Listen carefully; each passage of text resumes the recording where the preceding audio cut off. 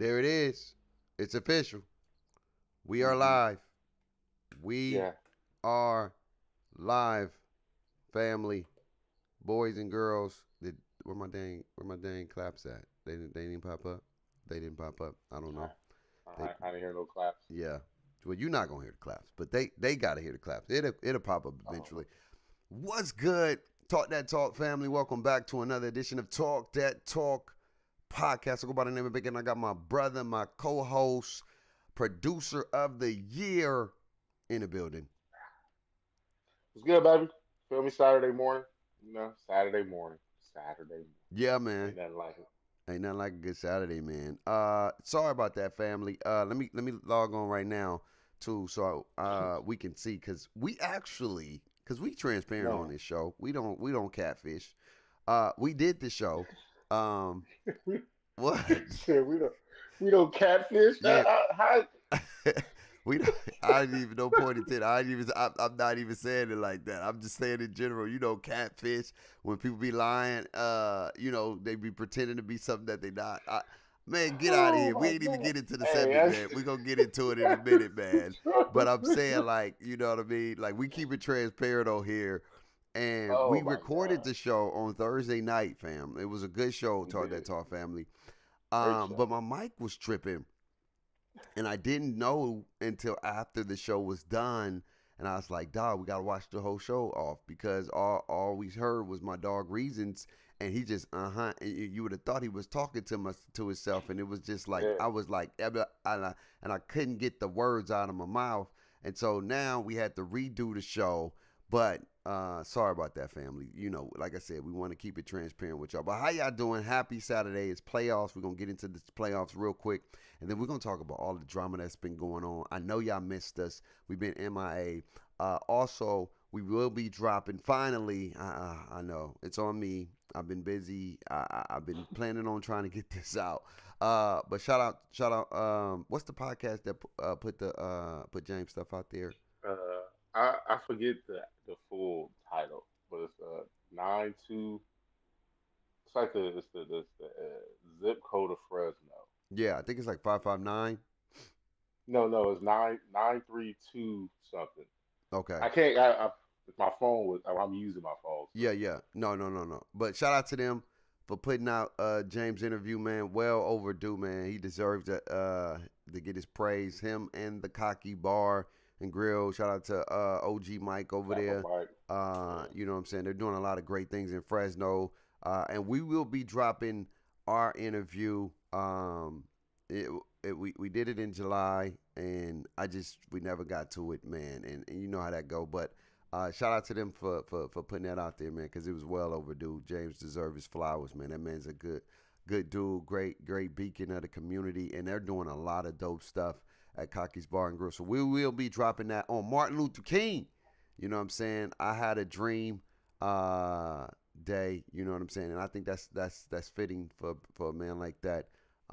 That's game changing. That's influencing the black community, and not just the black community, just the Fresno community as a whole. And you get to learn a little bit more about his story. And we had this little man on the show too, man, Lil E. You know what I'm saying? So it's a good interview. But anyway, and on to the business, man. Let's talk about playoffs. NFL playoffs is starting today, Saturday. We got the Texans and the Clevelands. How you see that going, big dog? I got Cleveland. I think the Texans gonna put up a great fight, Mm-hmm. even though Joe Flacco has been a turnover machine. But playoff Joe is different. Yeah. So I believe C.J. Stroud had a hell of a season. Can't take nothing from that young man, especially because Ohio State quarterbacks are usually trash. Yeah. But he's come Well, they out, did trash in his the league. Put Dougie. it that way. They trash in the Trash league. in the league, Yeah, yeah, yeah, yeah, yeah. yeah, yeah. Came out, did his Dougie, got this team to the playoffs with a bunch of receivers that don't nobody really know. He's made them household names. And so, the biggest thing that I want to point out is the fact that CJ Stroud is like a top three passer Yeah. against zone coverage. Yeah. But he's a he's like 23rd or something in the league against man to man. And the Browns are predominantly man to man team. So it's gonna be a battle of who can do that better. Yeah. I got the Browns heading into this game. You know Close what? game though. Close game. I I think the Browns win by 3. I think it's going to be a That three makes point sense. lead. I think CJ is going to make it a close game. I don't think they're going to blow them out like they did last about 3 weeks ago. I think they played about 3, 4 weeks ago, Yeah. where they just it wasn't even close. It wasn't it wasn't even close. And I had to check and make sure audio's good right now. So I'm gonna be keep checking that. But it wasn't even close. I think what's going to be the defining factor for me is who control the line of scrimmage in regards to who can run the football and who's not one dimensional. If the Browns can run the football and they can utilize their play action for the football, you know what I'm saying? I mean, in the game to open up the pass, then the Browns is going to dominate this game. But if the Texans are able to, you know, stop the run game because they are a good run defense, if they can make Joe Flacco just become a passer, then they got a real good chance at this game. But I still think Cleveland's defense will edge out the Texans defense, and they'll be able to get enough done to win this game. But about 3. I think it's it'd be about 3. I will say I won't be surprised if the Texans can steal a game.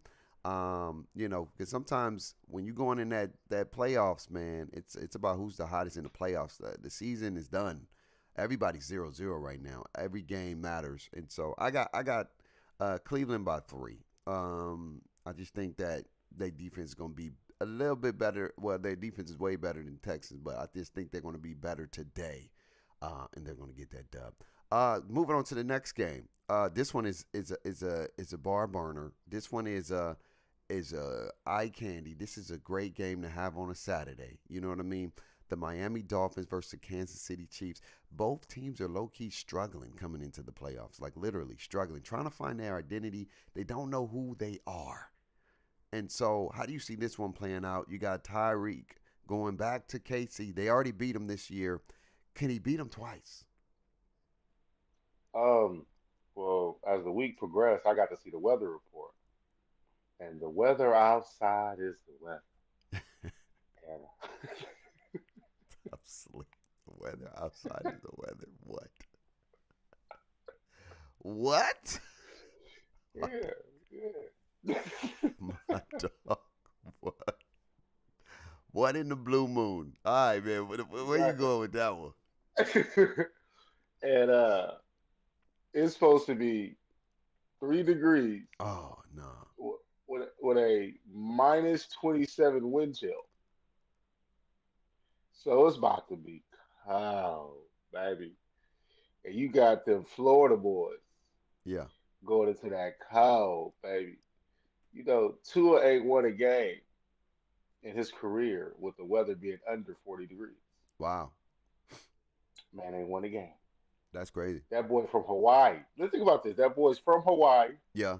went to Alabama, Yeah. and then played in Miami. Yeah. That boy ain't been in no cold weather. Yeah. It's gonna be cold. Cold, cold, cold. And so you factor in 15-mile-an-hour winds, Right.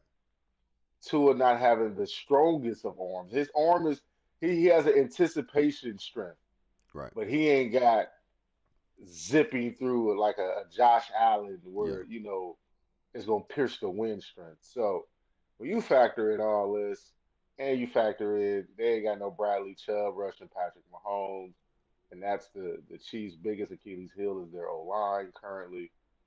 I'ma just roll with the Chiefs. I think it's gonna be an interesting game. I say Chiefs by like 10 because that's where they kind of keep the distance and separation. Yeah. I think it's just one of those like it's a 7 point game, 10 point game, 7 point game, 10 point game. The Dolphins stay within reach, but never get over the hump. No, I hear that. I say if the game is close, the Chiefs will win because Tua ain't been good in the clutch moments. He just ain't. He find ways to lose games, and he always makes the wrong reads at the worst times when it's crucial games. Um, and so if it's close, I'm going Chiefs for sure. I don't have confidence in the Chiefs because their offense has been horrendous. I mean, just atrocious. I mean, can't nobody catch the football. Even Travis has been bad when it comes to being a short catch guy. Like, you know what I mean? You would think Travis would be the Travis. He dropped some balls too this year, and they dang near. I think they either two or three, or they lead the NFL in the most drops. I think they're in the top three for sure. Uh, No, they lead. they They lead lead. the NFL with the They're, most they're number drops, one. the number one team with the most drops. And now you talk about adding cold to the element. They couldn't catch the ball when it was hot. Now it's 2 degrees with the Yeah. 27 wind. Boy, it's about to be drop city. And Listen, so like I said, I they think the they Chiefs. are they are the epitome of couldn't catch a cold in Alaska, and it's Yeah, about to be Alaskan cold. 100%. And so I think by them not being, not just not offense not being thriving right now, I think the Dolphins have a chance. But if it gets close, I think I trust Pat Mahomes more than I trust Tua. And it's sad to say, but it's the truth. Pat Mahomes ain't been having a great year either. He's been going back. Remember those old Tennessee Pat Mahomes trying too hard to make something happen, to Yeah, try to create because because you his team is trash. Well, in those moments, it didn't make sense why he did that. right, Now, it kind of makes more sense that he's become a try hard to try to overcome the deficiencies, whether it's on the O line right, or whether it's because his receivers are allergic to catching. yeah, Just allergic. They just right. shoot, I don't want it. I don't want it. I don't want the ball. I ain't never seen Like nobody no, that many people run from the smoke like that. But I got the Chiefs winning by 7. That's what I'm going with. It's a low scoring game okay. though. I think it'll be like Oh, it's gonna be ugly. It's gonna be 17 to cold, 10. and it's a night game, damn Yeah, near. yeah, it's So gonna like, be it's even nasty. colder at night than it is in the daytime. Yeah, You know how that is. and it's good for TV though. Good for TV. Now we got next one. The Cowboys, man, and the Packers, man. This one, it's going to be a good one. This is history. This is lineage. This is old NFL playoff days when you used to see the Hmm. Green Bay Packers and the Dallas Cowboys. They was always playing each other back in the day, man. This one, I look. The Green Bay's coming in there as a dangerous team, but I think since they're playing in Dallas, that gives Dallas the edge because they always have been a great home team in the regular season, but in the playoffs, you know, it's a up and down kind of thing. I think they got enough to beat Green Bay though. I think they're gonna. Jordan Love has been balling, and he's been coming into his own, and he's been looking more and more confident as a quarterback, and he's looking like the future of Green Bay. But I just think, even though they've been balling and they're getting healthy at the right time, I think Dallas is going to get them maybe by 10. I think it's going to be a closer game than people maybe think. Where is the love? The love. Where is the love? The love. The I'm sleep. love. It's too early. I'm sleep. It's too early for all that. But what you mean by that, dog? Where you going with it? Where you going with it, man? uh, Jordan Love has done his thing. I had the Packers as a playoff team heading into this season because I kind of believed in Jordan Love a little bit. I actually had them win the division, but they made the playoffs, so I take it as a consolation. right. So that I was a little bit right. Um, I feel like this is a tough matchup for Green Bay, mainly because it's on the road. Although they've been playing very well, Yes. one of the hottest teams heading in. But I just feel like their defense is middle of the road. They have a tendency of giving up big plays, and it's gonna be interesting to see if they was a shadow CeeDee Lamb with Zaire Alexander. Right. I think that's what you're supposed to do when you have a number one corner and they got a number one receiver. You follow that man around, slot outside. He go to the bathroom. You sitting out there out the back like He's your wherever he chaperone. go, you go. Yeah, you feel me? He go get some water. You walking over there getting some water too. Yeah. And so I don't necessarily know they're going to do that. Dallas has been a great home team. Uh, they haven't lost a home regular season game in th- 2.5 seasons. I think they won like 18 straight at home or something like that. Yeah. Uh, so that's big. But their last home playoff game, they did lose to the 49ers. So it's going to be interesting. But I got Dallas in an interesting game. Uh, I think it's I think it's a little bit more back and forth, and then Dallas puts together some fourth quarter drives to to kind of win that game. But I think if the Packers do find a way to win, it's because they never allowed the game to get out of hand. Yeah, Like Dallas come out there going 14-0. I don't think the Packers is gonna be able to respond. I hear you. So the Packers' best way to to to try to steal this game is to keep it close. But I got Dallas, man. And on top of that, man, Dallas kicker ain't really. I don't think he missed a kick this season. All right, don't He jinx him he now. surpassed Emmitt Smith this year for the most points by a single individual player in Dallas Cowboy history. Don't jinx him now. I'm just saying the boy was. I'm looking at the boy.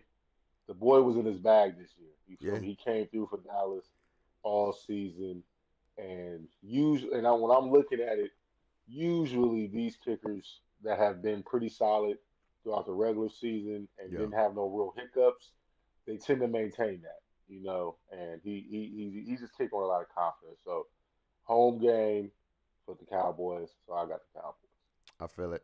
This one is another big one. We was watching the classic when they played in 2021 when Detroit played the Rams and they was 0-6 that year. But you could see they had a winning mentality. They just couldn't put the games together, a complete game. And now I think this is a brand new Detroit team. It's a hungry Brand Detroit new. team, and they're playing against a very very hot LA Rams team. And I think this is going to be who makes the less mistakes win, meaning which quarterback has the best day. Uh, because I feel like the defense is kind of similar on both ends. They have some strong points and they have some weak points in certain areas. I think that the Detroit Lions run game is a little bit better, even though the Rams run game is starting to get some traction now. They're starting to be a little bit more balanced to open up that play action for Stafford.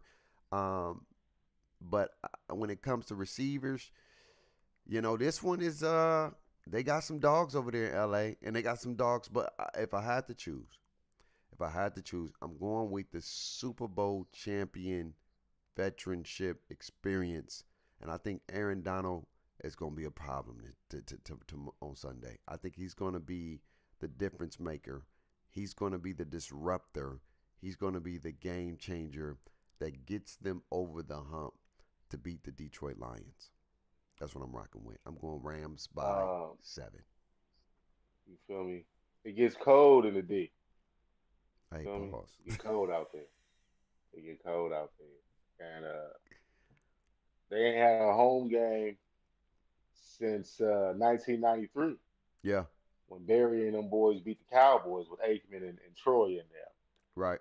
And I just think Detroit is due for something positive. The Pistons ain't got no pistols. You feel me? Stall them out. Stall them out, dog. They ain't shooting up nothing over there. They ain't shooting. They couldn't hit the side of a barn with an open gym. So it's just bad out there in Detroit. They need something to cheer for. I don't know how far Ann Arbor, Michigan is from Detroit, Michigan. Right. So maybe some of that good Can rub off. voodoo of Michigan national championship can rub off. I think Ford Field about to be rocking like it ain't rocked before. And I'm gonna roll with the home team based off the momentum. Puka Nakua has balled out this year as a rookie, has set all new Yes. rookie records. Kyra Williams has stepped in and gave the Rams a boost in the run game. Matthew Stafford and Cooper Cup are Super Bowl champion guys on offense. And still, with all that being said, I like golf. I like Amon St. Brown. I like Jabbar. I like Montgomery. I'm a little disappointed with Sam Laporta being out possibly, but I just think Dan Campbell and them boys gonna ride this wave and set up the rematch between them and Dallas. I think that's what the people need in that second round, that rematch. You Mm. feel me? So uh, I'm interested to see how this game's going to go, but I got Detroit winning that one. I hear you. I wouldn't be surprised. And then you got the last game. I wish this was the first game. To be honest Well, with you, technically, it's two games. It's two games on Monday. the Bills. So we can get yeah. So the Bills and the Steelers got moved to Monday due to the inclement weather. Oh, Uh, because they're supposed to play so Sunday, right? yes, Got you. they were supposed to play Sunday morning, but it just got moved today to Monday at 1:30, which is fine because That makes that sense. gives more Cause things to watch. yeah. More things to Um. watch on Martin Luther King Day. Exactly. But the Bills game, I almost forgot about the Bills. Yeah, because he did play. The Bills and the Steelers. I think that the game is going to be closer than we all believe, but I think the Bills are going to have enough to win because they lost Watt. Watt is the engine on the defensive end, and when you lose your engine, and I know they beat the Ravens last game, but the Ravens didn't play nobody. You know what I mean? Now you about to play against the full squad of a team that ain't lost dang near in the last 4 games. They had to play. They've been in playoff mentality, and they're about to be at home. And I know Josh Allen is known for making crazy throws and turnover in that football. But when the moment counts, the Bills have been finding ways to win those small games. I won't be surprised if you see the Bills in the AFC Championship. I'm going to say it now. Mm. I won't be surprised if you see the Bills in the AFC Championship this year. Look, Lamar is great. He's amazing. He's been awesome. A great season. The Ravens is looking amazing. But it's something about a team that's coming off a bye, man. It's different. Like yes, you're healthier and you're refreshed, but that rhythm it takes a minute, man. And you got these dudes. Playoffs. If you ever pay attention to playoffs, for the most part, the hottest teams get to the finals. You know what I mean? The hottest teams get to that AFC championship, NFC championship. It's always that one team that's got a hot streak. And right now the Bills are on a hot streak, man. And I don't want to play the Bills. I don't care who you are. And if when they beat the Steelers, they're going to play against the Ravens. And the Ravens better beat them. Nah, Yeah, they don't. They wouldn't play the Ravens because they are four seed, they're the 3 seed or three two seed, seed. two They're the seed. 2 seed. Oh, they the Yeah. 2 seed? So they The yeah they Bills the would two get the seed? Chiefs. Yes. Oh, so they get the Chiefs. Okay, okay. So they would get a home playoff game against the Chiefs. Okay. That's why the Oh, game and with then the Miami Browns was gonna so play the important. Ravens, right? The Browns are the Texans, Yeah. right? Okay, yeah. All right, I Yeah. got it. Yeah, well, AFC Championship. That's what I'm going with. AFC Championship. Uh, and then even I'm gonna let you talk about both of these too as well. And then the other game, we got the Eagles and the Bucks. I think the Bucks can beat the Eagles because the Eagles lost their identity too. They're just not the same. I don't know what happened. It's like somebody beat you so bad where you became just you. You know how Rocky when he got beat that one time, he didn't want to box no more. You know what I mean? And then it took Oh yeah, when they talk about when Mr. T beat him up. yeah, like he didn't want to box no more. He started questioning his abilities. Like, am I a boxer? And then he got back out there and he started doing the thing. You know what I mean? And right now I feel like Mr. T was the 49ers. And they got these Eagles like rough right now. They only won one game in their last 4 games, and they've been winning games and finding ways to lose games. And I just don't know what's going on in Philly. But I have enough to say they're going to win a close one, a nasty one, a ugly one. And then they're going to play them 49ers, and it's going to be another repeat of what happened last time. I'm going Eagles by 3. Well, with the Bills game, uh, I trust Josh Allen more than I trust Mason Rudolph the red-nosed reindeer. Uh, I feel like that's just gonna make more sense, especially with them not having TJ. It puts a damper in what the Steelers potentially can do. The weather won't be too much of a factor. Only thing that will make that weather thing a factor is if high winds are back, because originally, man, they supposed to be dealing with 30 to 35 mile an hour winds, Yeah. and that changes. everything in a football game. You feel me? So, want to see what the weather gonna look like on Monday overall, but it's not gonna change my pick. It probably just change how close the game end up ultimately being. Yeah. So I got the Bills winning that one. Um, and I just want the Bucks to put the Eagles out their misery. Yeah. Just put them out their misery, man. Get Just rid of pull the them. plug. Yeah, go ahead and send them on home. They need to go ahead and just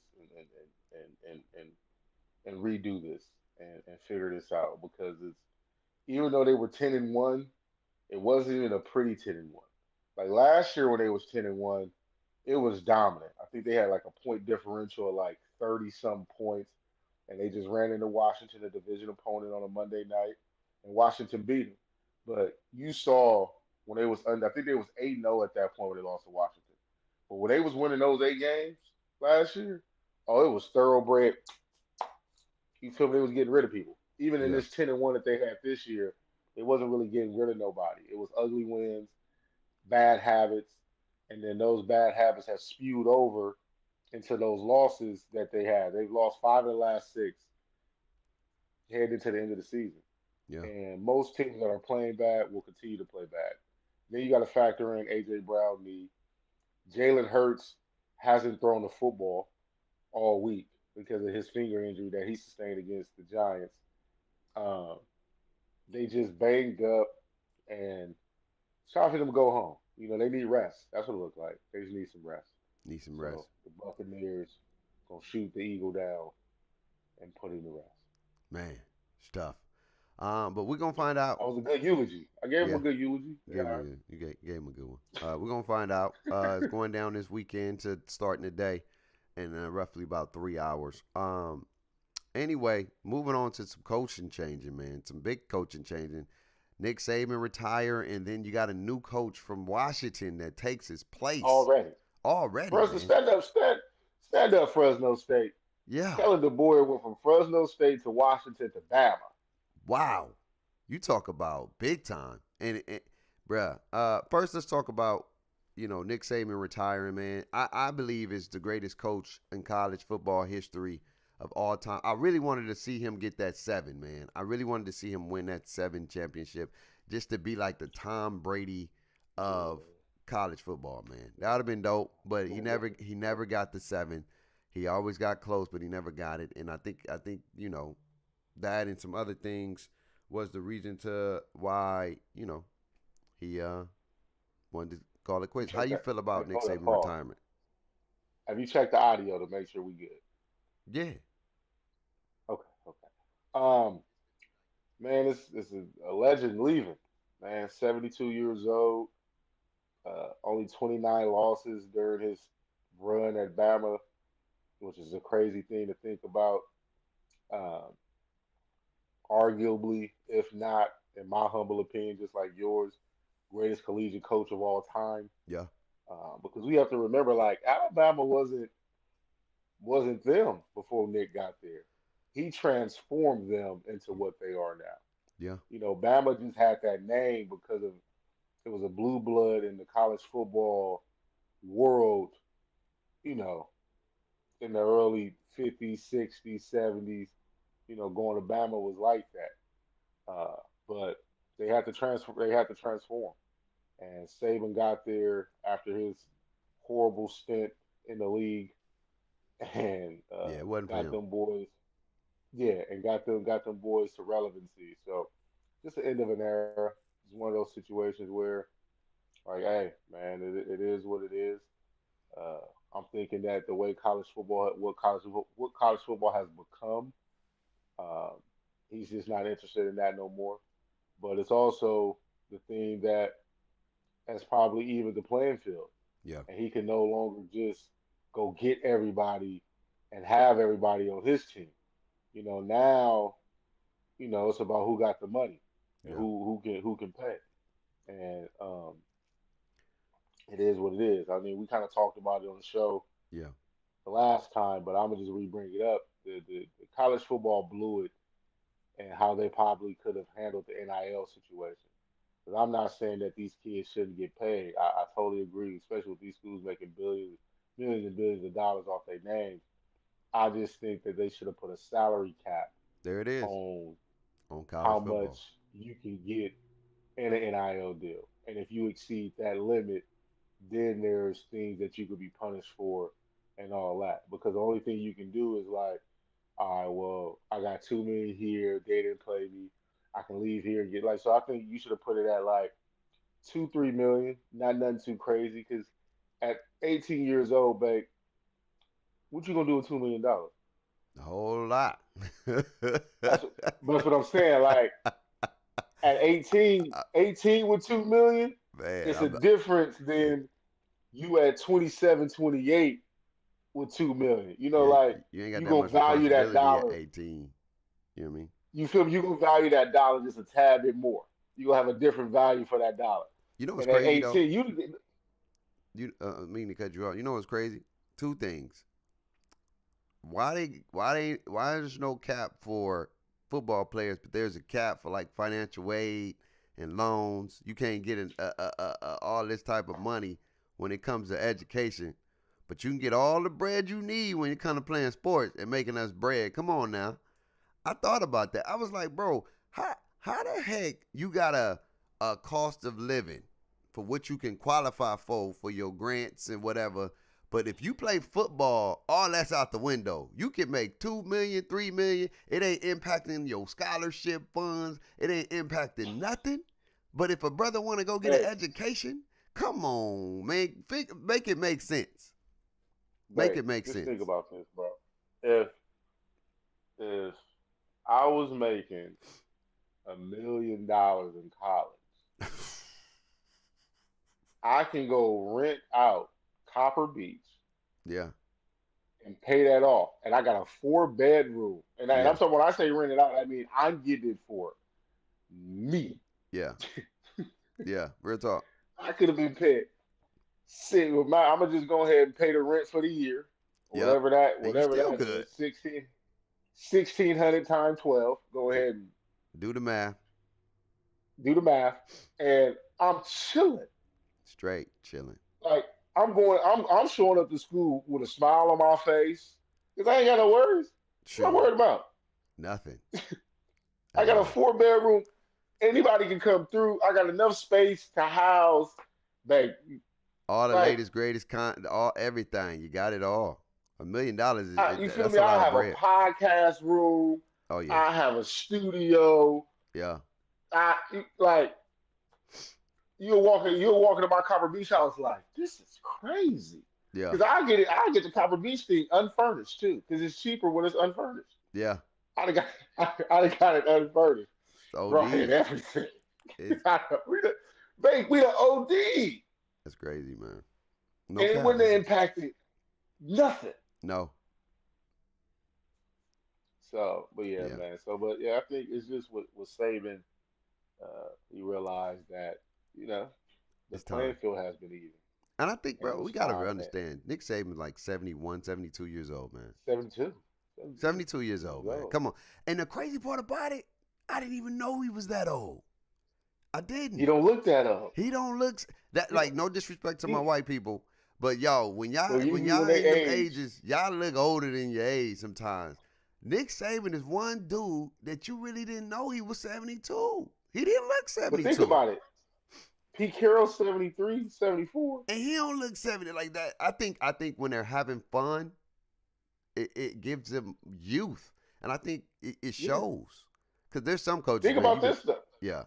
Yeah, think about this. Uh, Jim Harbaugh from Michigan is 60, And and you he can don't look nowhere near 60. nah. Because I think when you're having fun, man, and you're enjoying it, um, and it's giving you youth, man. It's giving you that feel of wanting to, just be a part of something. And I just think it was Yeah. time. At the end of the day, the man been coaching all his life, man. It's time. And I think he probably just thinking like, man, I don't want to be that coach that can't enjoy the rest of my life while I'm still here. You know what I mean? Where I have to, Mm. where my health makes me quit.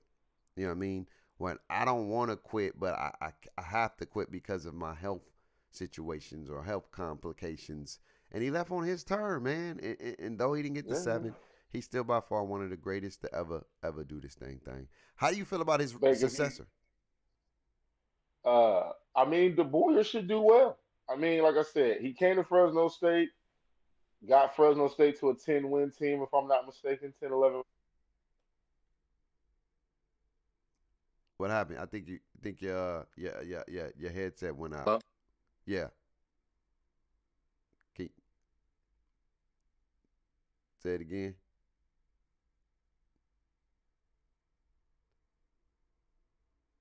Take 'em. You gotta take them out. Then they bleaking. Nope, they bleaking. Sorry for the technical difference. I can't even get it out. Don, we can't hear you. Your whole thing. Take them off your Bluetooth or something. Yeah, turn them off. You got to go old school. Sorry for the technical difficulties, family. You know how that is go when you on internet. Anything's liable to happen. Um, is his mic going? Yeah, he don't have no mic right now, but he while he's fixing that, um, I think Kalen is he got some big shoes to fill. I really do. I think he got some big shoes to fill. I think that when it comes to his ability to take over um, Alabama, you know what I mean. It's going to be tough because Nick Saban is Alabama, and I hope that he don't try to be the next Nick, and I just hope he try to be himself. But it's gonna be hard, man, because those people at Alabama, man, they love them some Nick. They love some Nick Saban, man. And so, if I can't tell him what he could do because I know his bag is gonna be crazy, but I just would have been like, let me wait. Let me wait on that. Let me hold off. Hello, can you hear Yeah, me? yeah, yeah. Let me hold off I'm back. on. Yeah, I think so. Yeah, yeah. You good? Yeah. Let me hold off. I don't want to take those shoes just yet. Let me let somebody else get the job, not do well. So then when it's not that much. It's a lot of pressure, bro. It's a lot of pressure to come in there and fulfill what Nick Saban did, and make sure you still winning. Like I don't know, man. What you think? Um, I think Alabama fans got to give him some grace. Um, I think as long as not all the recruits just turn their eye and leave, he's gonna be okay. Um, the SEC is gonna be the SEC. To me, this is more about proving that the SEC is as great as everyone claims it to be. Because Nick's like a juggernaut. Nick Saban is gone now, Yeah, right? So since he's gone now, Alabama should be vulnerable. We should have somebody step up. You feel me? Because LSU is losing their quarterback. You don't really know what they got coming in. Georgia's gonna kind of be Georgia. So who's gonna step up in this SEC West where Alabama was and where LSU? No, yeah, are they the West or the East? I think they're the East. Yeah, the SEC East. I think yeah. I think they who's the gonna East step up and take the throne because because Oklahoma and this is Texas this is is in there prime now. position. Yeah, and that's what I'm saying. So who's gonna step up and take the throne? And if Alabama maintains its throne, then to me it proves my theory that the SEC is not as great of that conference that everybody's trying to make it seem like that they just so dominant and all the good things. It's like, no, who's gonna step up and take the throne? Yeah, Who's gonna show some parity in this situation? So I think Kellen DeBoer is gonna do fine. He's went into situations that weren't great and made them greater, and now he's walking into a greater situation. So now all he got is excellence in front of him, but I and mean, you said that he you recruits said the well. key word though. Wasn't great, made them greater. Now, what are Yeah, you gonna do when you got a great program? Can you make that elite? That's gonna be the yeah, question. and is that and that's the biggest question mark. But I believe in his track record, I and hear his you. track record has shown that you give him enough, he gonna make it do what it do. Now he has more access and more money and more whatever, you feel me, than he ever had before. Yeah. And so I believe he's going to do well, man. And I wish nothing but Coach DeBoer the best. I actually emailed him one time when he's at Fresno State trying to get on the staff. Uh, He I needs you did. back. Shot He, my shot. yeah, Get me back. But he I did needs you back. shoot my shot. I mean, It's all good, man. shoot or shoot. Another coach, man, stepping down. Bill Belichick, icon in the NFL. Uh, And they got his six, replacement in too. yeah, Yeah. 6 Super Bowls. I don't know. He didn't retire. He just so somebody's going to hire him. He's going to be the coach of some team. I don't know what team, but they did get a successor, Gerard Mayo. I said it right. I pronounced that You thing did. right that time. You And he did. I'm used to proud play of for him. New England. That is a win. He used to play for New Yeah, England. he listen. He's all he knows is New England. He spent his whole NFL career in New England, and he spent his whole coaching career in New England. Yeah, That's all he knows is the Upper Northeast. right. Uh, so just with Bill Belichick, arguably the greatest NFL coach of all time, people tend to look at him like, well, what has he done without Brady? He ain't. I mean, he made. See, also people got to realize, year one without Brady, he made the playoffs. Yeah, You feel me?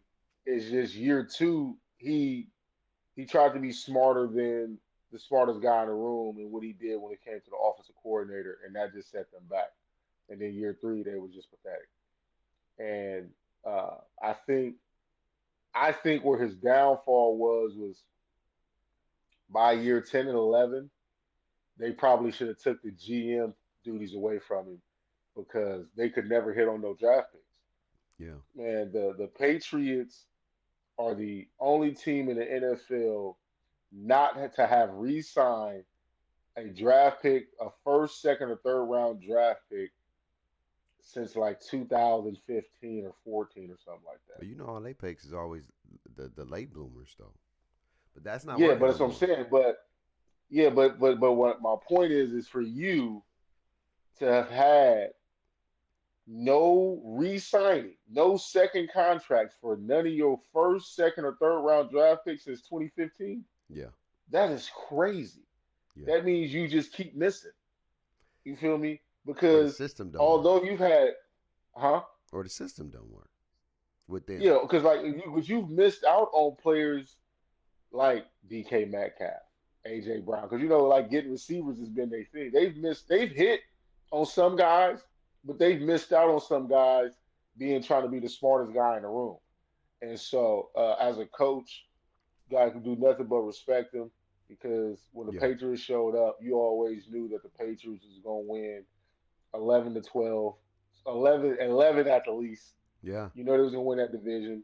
And when I look at him and Tom Brady, I feel like they work in unison.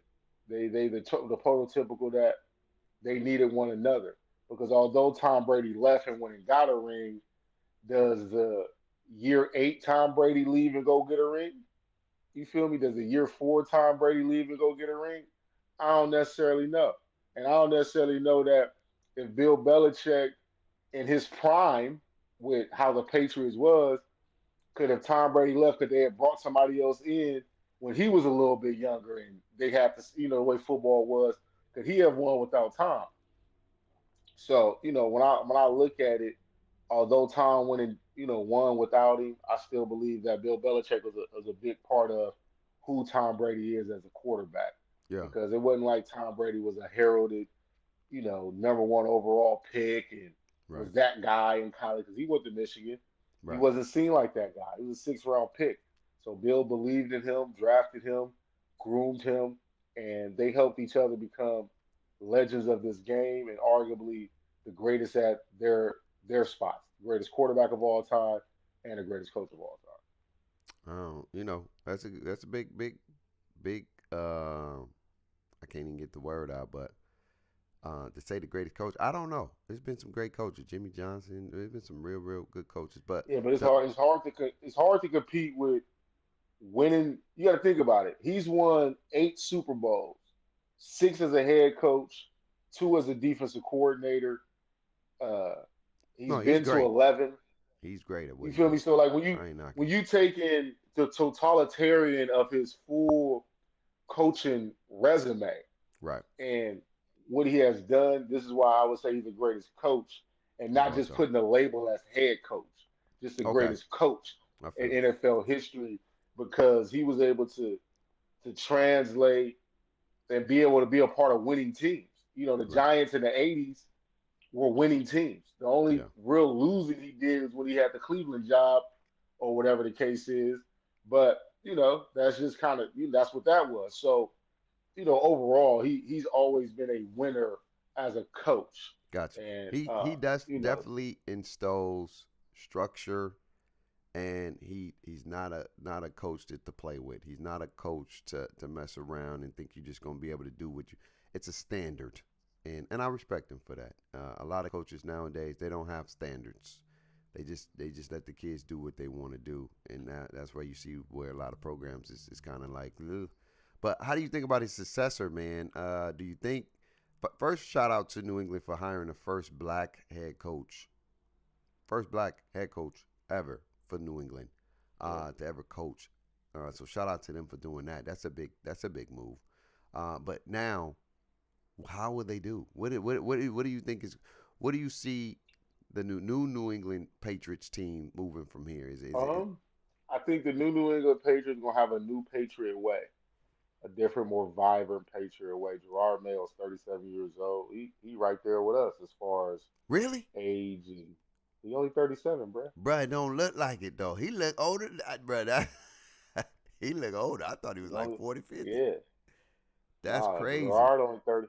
He only 37, so he's not too far from us as far as age and all that. And so I just think you know it's a new. For example, you deal with it the most, Bruh. and in your profession, these young these young people coming in, going to college, Yeah. and and I've known you've had to adapt and change to how you speaking to these young people Right. because they searching for different kinds of validation and certain conversations and how you got to come at them. And this is because we are part of this culture. We're a part of social media culture. We are part of them trying to get like we are part of all that. I just think that that's what he's going to bring. I think he's been around Bill Belichick his whole NFL career, both playing and coaching.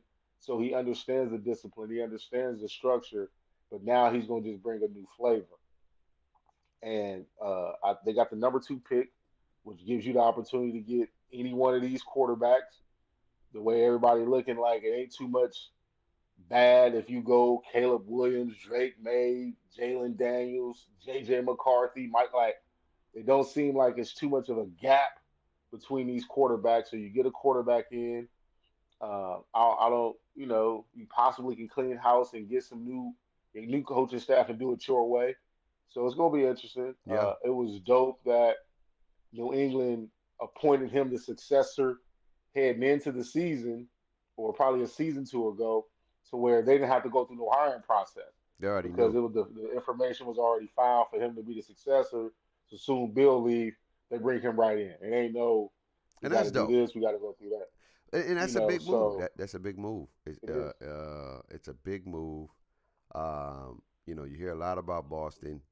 You hear a lot of stuff about how Yeah, it could be a bit racist out there, and to have a head black coach for the NFL football team that's sort of like the second most patriotic team, or the most patriotic team, but the second like NFL's team besides Cowboys.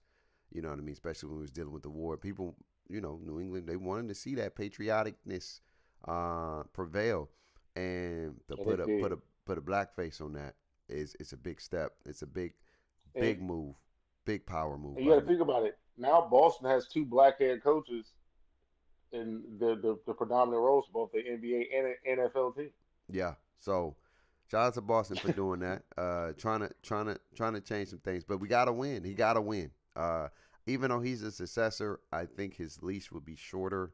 If they don't produce in 2 years, I think he's going to be removed as the head coach, and they're going to at least can say we did it, we tried that didn't work. You know what I'm saying?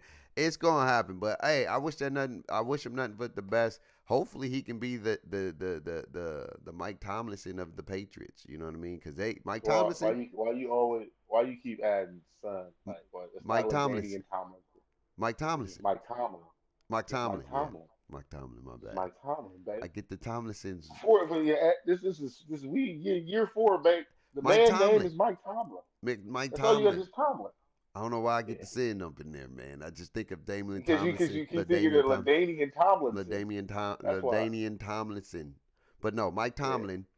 You know, if he can do that in New England and just find ways to win and get his team to the playoffs, I think that'd be yeah. all right. And then eventually just win a couple Super Bowls, he'll be fine. I think he'll stay for a while because just like the Steelers, man, they not gonna let him go. He got to have some real atrocious seasons, like just awful.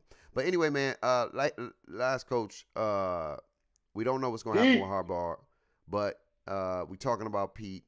Pete was actually asked to step down as well. They got him on the creative team, but you know what that means. That means you're not the head coach, but you can have some input.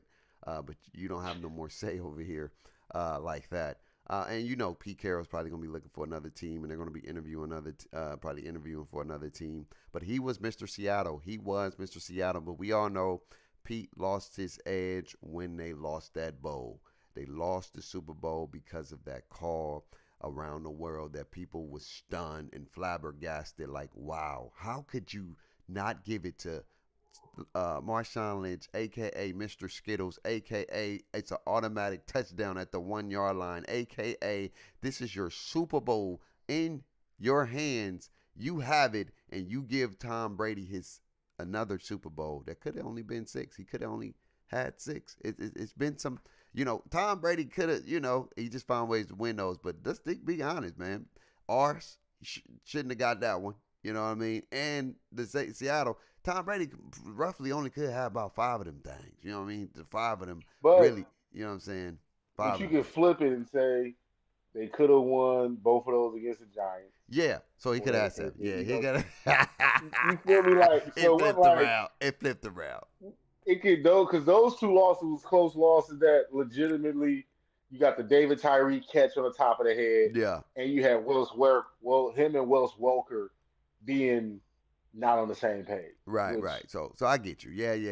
But I still want the Super Bowls, man. But you just want your we Super got Bowl. Pete out of there as the Seattle coach, man. What's the next step for Seattle? Like what's this mean for Pete and the 12th man? What do you think is gonna happen?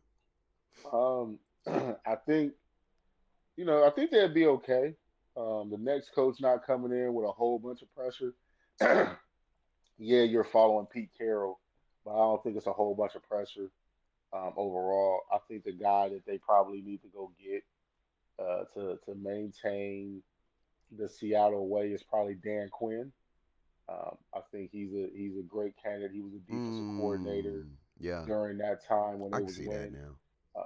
and that's how he ended up getting his first head coaching job with you guys was because he did his thing, with the Seahawks. So I can see that to me that'll be a good fit Yeah, for them. I don't know how long they want to wait around just in case Dallas make a deep playoff run and all that kind of stuff. So right. that's what I'm gonna go with. Overall, I think Pete has to go down as one of the greatest coaches of all time. The It's greatest? only him. I said Oh, one of, because when I say again coaches, I'm talking about oh, like what he did in the whole USC, the totality. the whole I fabric get what of you're his saying. He's a coaching great career. coach. No. Don't get me wrong. I got to be in that man's presence when I did a USC camp, and he called me Mighty Mouse. They call me Mighty Mouse. I ain't the tallest or whatever. And they had one of the number one recruits going to Washington University that year, and that man had a cannon.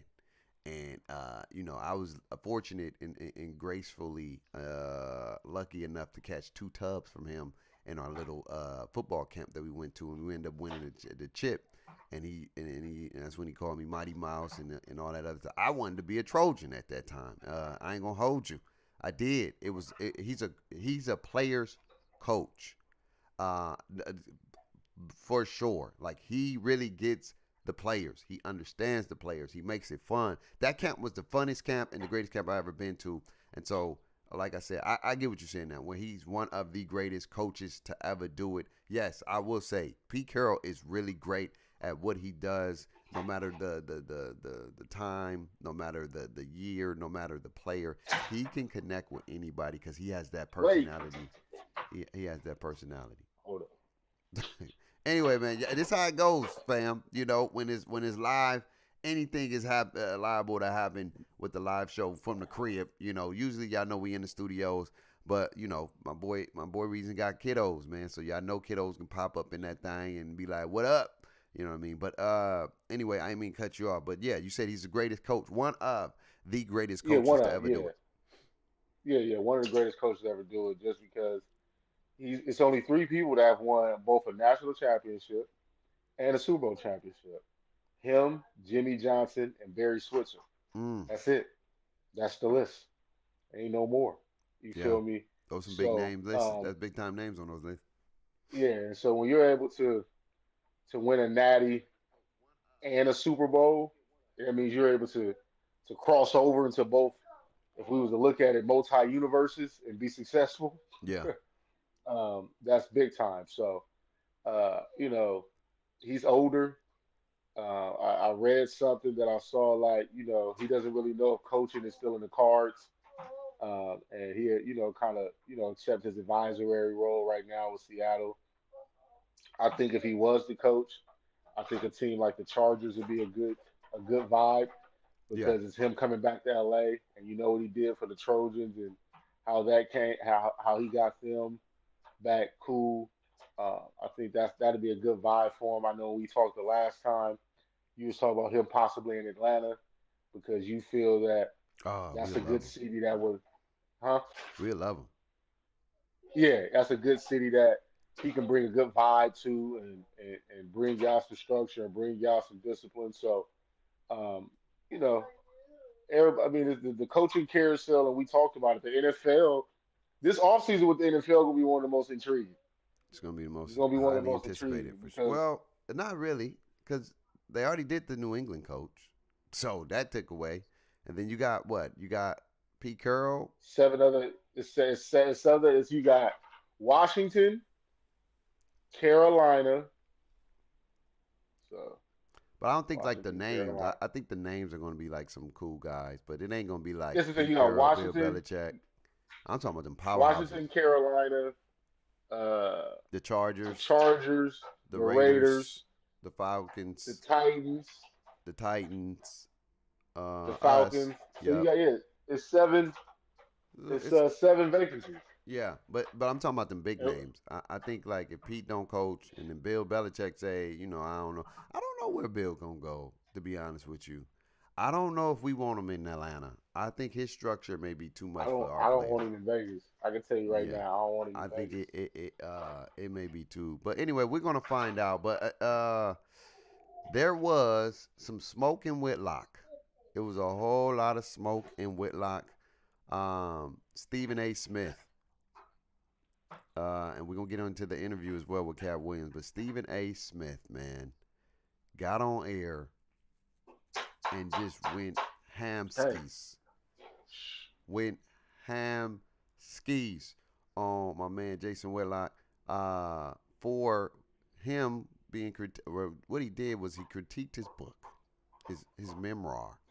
Well, that's what it's called, right? Memoir. you said that right. Look, Hey man, dog, I get it eventually. I just got, my lips pause is bigger, so it'd be hard to pronounce some of them words sometimes, man. It do. And I'm just saying it do. The pronunciations and stuff be messing up and stuff. But anyway, uh, he was talking about how Stephen A. is a liar, pretty much. If you watch the video, it's pretty much saying he's a liar. He can't lies write. about everything. He can't write. He fabricates the information, and this is a big deal because, and then pretty much calling him a plant, a white man's plant in the machine of controlling and impacting um, um, our sickening our black culture per se. Poisoning our black culture is the word I was trying to get out. And Stephen A. said enough is enough, man. He went in. He was cussing. He was going crazy, and just to let him know, like, look, I don't like you. You just you're worse than a white supremacist. it was a lot. So how do you feel about the whole thing going down, man? Like just in general. Um, I was happy actually because I just don't like Jason Whitlock. Like I just feel like Jason Whitlock, Stephen A. Smith validated all my feelings without me ever knowing the man. Mm, Because just listening to Jason Whitlock over all the years, he's just a terrible human being. That to me is the token boy. I when I look at Jason Whitlock, I look at Samuel L. Jackson from Django. mm. Wow, That's how I view him. that's tough. Just being honest. That's tough. To call him that, And if that's you, tough. That that's that just how I Samuel in view him. that role, man. Shout out to Samuel, one of the best to ever do it, man. That's tough. That's just how I view him, bro. That's just my humble, honest opinion. Like just the things he has said over the years, the things he has done, just the way he's bashed women athletics, and me having a daughter that participates in women athletics, that's offensive to me Yeah, because when my if my daughter chooses to go that route and be a part of women athletics, you're talking about her, and I'm gonna feel some kind of way. That's right. just how that is. The way his viewpoints when we would talk about Kaepernick and the kneeling and the way black people and the fake outrage and his viewpoint on police brutality and like my viewpoints on police brutality was I wouldn't say that we had similar viewpoints. It was just I always looked at it like in some of those situations we could have handled those situations better. Does not excuse what the police did, but we can't sit there and antagonize these officers when they was on some weirdo stuff anyway. Yeah, And so that's kind of how I was going to. I'm just like, we should be antagonizing silliness. That doesn't excuse it. His viewpoint was is like, the black. This is what we do as a black culture. You feel me? A lot of that stuff was well generalizing it. deserved. And you feel me? And it like those kind of things just rub me the wrong way. And it's just like I said, the other half of it is for for you to be fired from both major networks Mm-hmm. and now you are where you are or whatever the case is when you was looked at as one of the best writers in the Kansas City Journal back in your time. It's just like you have fallen for grace and instead of just building who you are, you have to try to use others' popularity and their rise to try to rig yourself up. And I Yeah, can't respect that as a man. It don't matter whether you black, white, brown, or blue. I can't respect it as a man that I got to consistently talk down upon other people to boost us. That's like us having this podcast, and we got to sit here and bash all these other podcasts that's around just to make sure that talk gets that kind of love. It's like, nah, man, we gonna do these things organically. right. If you decide to come for us, oh, best believe we gonna stand on what we stand on, but we not about to be out dissing nobody, Right. talking about other people. If we don't mess with you or we don't like you, you just won't hear it. You won't make it to our show if we don't mess with you. You just Right. would never hear us acknowledge you or whatever. Go tell mommy. And so Yeah. that's just that's just kind of how I feel about it. So I was happy Stephen A. Smith finally responded. It was long overdue, Yeah. and uh, and Stephen A. Smith, like, my homie to hit me, like, do you think that this should mess him up with ESPN? I'm like, look, that's his platform. And he said he called ESPN and let them know what was about to happen. So I feel like he did his due diligence because if it was gonna be that serious, ESPN would have told him Don't do it. you can't do that to a certain extent. And he probably would have said what he needed to say, but it probably been a more temperamental, diplomatic feel. I think they But said it after ESPN, the fact because he did another video, and that video was he said he didn't apologize for what he did, but it was more so like I'm not gonna ever do that again per se. But yeah, and I because think they was like, it wasn't his character. It yeah, wasn't his full character. That was like just chilling with the fellas and you feel me? That was that vibe. And yeah, it was like to me, like I said, it was still is is one of those things to where at some point you got to get that off your chest. You gotta because it say just something. allows you to be refreshed going forward. Yeah. Now you don't have to do that again. You've already done it. So he can say what he needs to say or whatever the case is. I've already ripped you and exposed who you are. So I don't have to do that Right. again. And you feel me now it's no problem. My thing with the whole thing is I understand why certain people do what they do. Because even Jason Whitlock was talking about the machine, and he was talking about how if you don't tell the truth, if you tell the truth, you're gonna get washed out. And in some instances, there's a valid statement, but it's not valid because whenever you have to down or bring somebody down to lift you up, you're doing it for a reason. And in this YouTube space, it's all about the names. It's all about what's getting searched. It's not necessarily the machine. What's going on is your relevancy. If you're not relevant and you don't have your own name, a lot of times you use other people's names and you use titles that's going to describe other people's names. So people will click like, what did they say about LeBron? What did they say about Mike? What did they say about Kobe? And then that's how you get your viewership per se. And that's what Whitlock does. He used names like Deion Sanders. He's not using basic names. He's using big time names, big player names, big key player names. And he's doing that because those are the names that are getting searched. So when he did his video, I said, bro, you talking to somebody that understands the algae and knows the algae and knows how it goes down or whatever the case may be. And what you're doing is part of your strategy of creating content. If we wanted to do that, yeah, we probably be balling now if we just bashing people and using their names to just bring them down and just say the things that other people want to say, but they really can't say because of their ethnicity and things like that. Bro, we could have did that, but that's not us. That's not our character. My thing with Stephen A. And this is what I get. This is what I say is when you did what he did, it's almost like I got you. If I'm Jason Whitlock, I got you. Because if you watch the video, his rebuttal, he said you can touch Stephen A. Smith.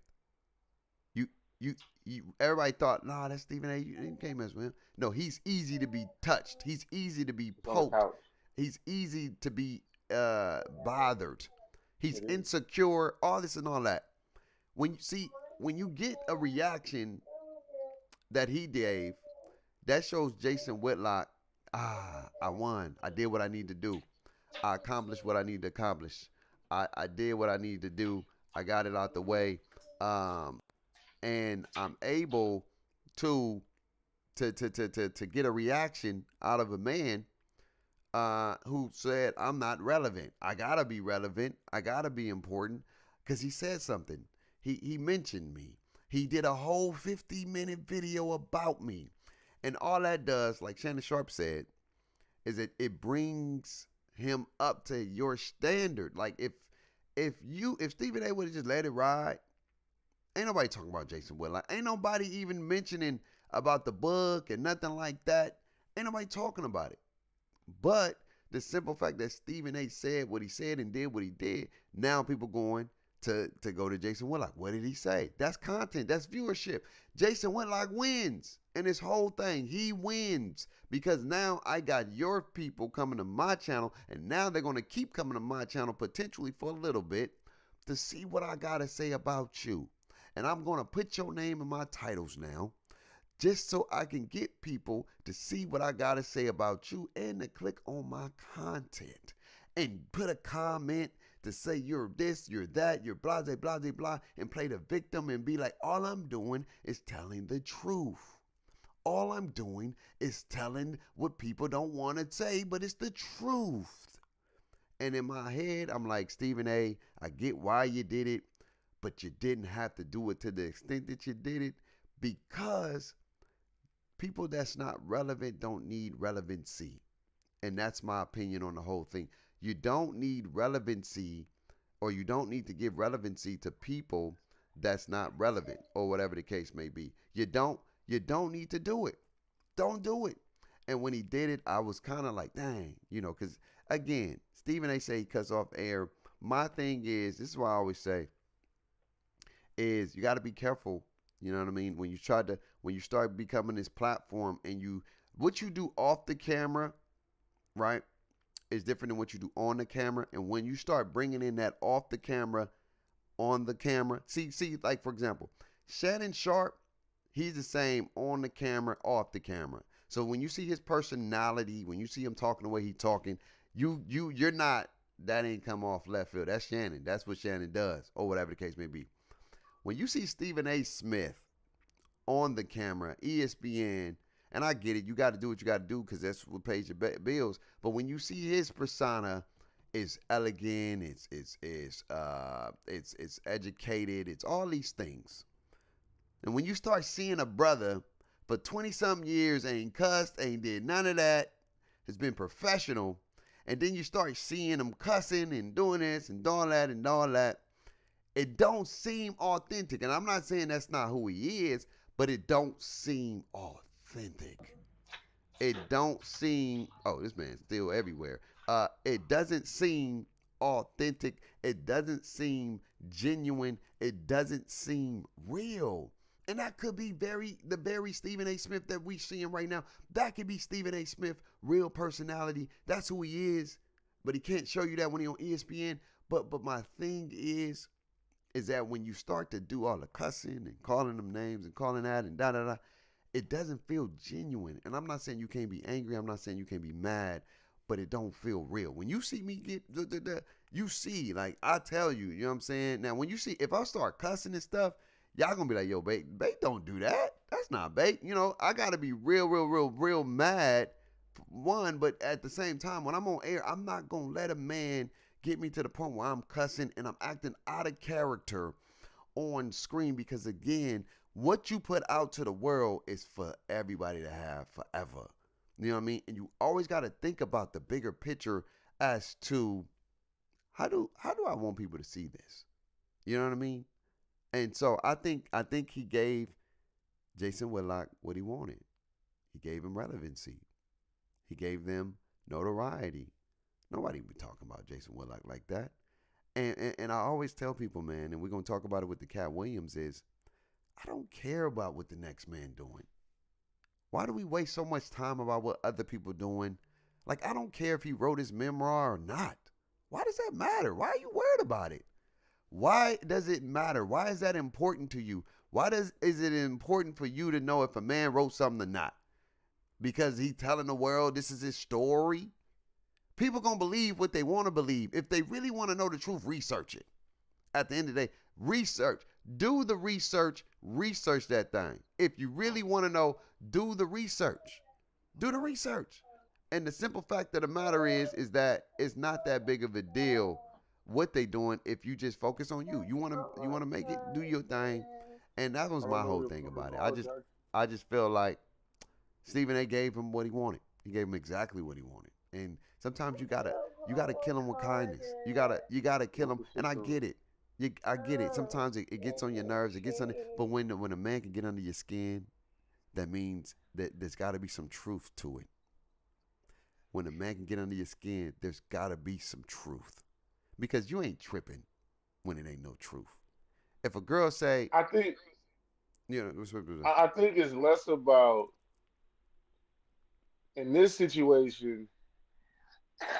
I don't think it's even about the truth. I just think it's more about him as a human being and the things he's done over the last 10, 15 years and how he's just not a good human being. I think that's kind of where Stephen A. Smith was like, because like he said, it's a difference when it's a athlete coming at him about something he said about whatever the case is, and him reporting as a journalist, and people are not feeling that.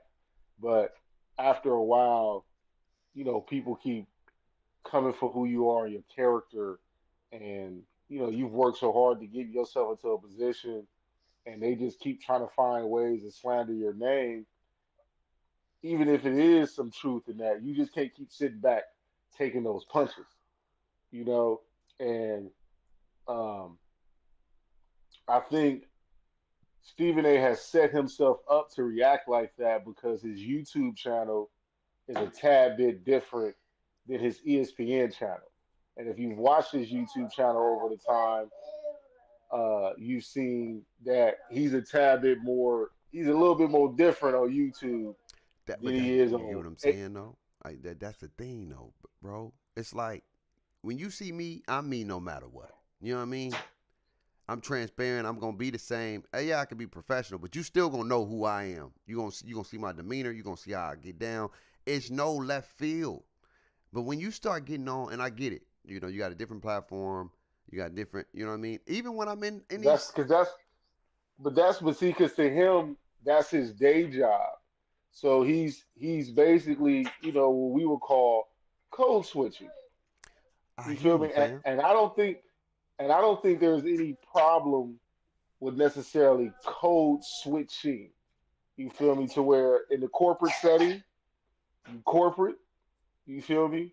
It's just like on Friday, I'm at the job, suit and tie, walking in. Hey, hi, sir. What's up? You feel me? Conversations are cool. Friday night, I'm at the club with Bake. Oh, it's lit. Conversation changes. Right, right, right. The The verbiage, verbiage the changes. verbiage changes for sure. But what I'm saying is this: like when I go to work or whatnot, for the most part, I mimic the same thing as I mimic at work, off work. My lingo, my language. Of course, when I'm in the rooms with certain people, I may not say like certain lingo, but sometimes I let them know that lingo so they get educated. They be like, "What does that mean?" I'll tell you. You know what I mean? I had people Hmm. like ask me about rap music and stuff like that in big professional meetings, and I tell them that or whatever. I try to be me no matter what. And what I'm saying, I'm not saying Stephen A is wrong for what he's doing and how he's going by, but it just again when you see somebody a certain way for 20 years, that Yeah, becomes your that becomes your persona. You know what I mean? Like when yeah, you see Shannon, you saw Shannon doing that from the jump, coming with the goat hat, sipping on the little thing, the cigar. The, now when you see him on nightcap, it's like it's no difference. Now he can talk a little bit more loosely, you know what I mean? But you saw yeah, that when he was on nightcap. Jalen Rose, you saw that when he was on his other show. Who else? Ryan Clark. Ryan Clark is dang near identical on the show and off the show. It's no difference. When you see Stephen A, it don't even fit. Like, bro, when Stephen A cuss, it don't even sound right.